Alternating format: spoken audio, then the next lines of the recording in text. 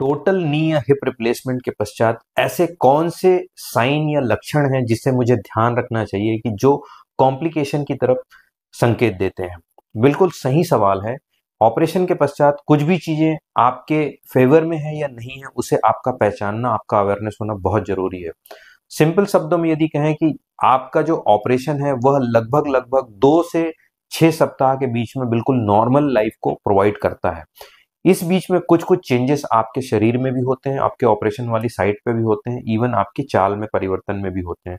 सो आपको कुछ चीजों का खास ध्यान रखना है। इसमें से सबसे पहले, कोई पेन यदि आपका ग्रेजुअली रिड्यूस हो रहा है, that is a normal thing. यदि यह पेन ग्रेजुअली रिड्यूस नहीं हो रहा है, सस्टेन हो रहा है या बढ़ रहा है, तो आपको डॉक्टर से संपर्क करना है। दूसरा, किसी भी कारण से यदि आपकी स्वेलिंग बढ़ रही हो, जहां पे ऑपरेशन हुआ है वहां पे रेडनेस हो रही हो, या आपको आपकी तकलीफ किसी दूसरी जगह पे बढ़ रही हो, तो ऐसे कुछ साइंस हैं, कुछ लक्षण हैं जिनको आपको खास ध्यान रखना है। जो मैं आपको वापस एक बार रिपीट करूंगा, दर्द यदि बढ़ रहा है, स्वेलिंग बढ़ रही हो, रेडनेस हो रही हो, या आपको चलने में धीरे धीरे आराम मिलने की बजाय वो आराम नहीं मिल पा रहा है, तो ये कुछ ऐसे लक्षण हैं जो आपके किसी न किसी कॉम्प्लिकेशन की तरफ संकेत करते हैं। इसके लिए आप अपने ऑपरेटिंग सर्जन से तुरंत तुरंत जरूर मिलें और संपर्क में रहें। अदरवाइज मैं कहूं कि इस ऑपरेशन को करने के पश्चात भी ऐसा नहीं है कि आप 1 महीने 1.5 महीने के पश्चात बिल्कुल इंडिपेंडेंट या फ्री हो जाते हैं।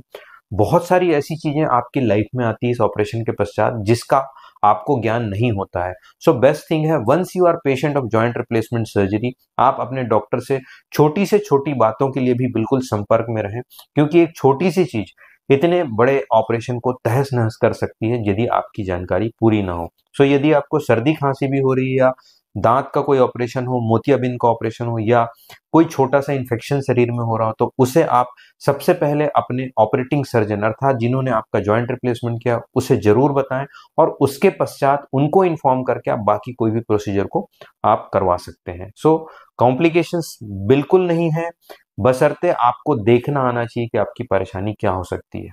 Thank you.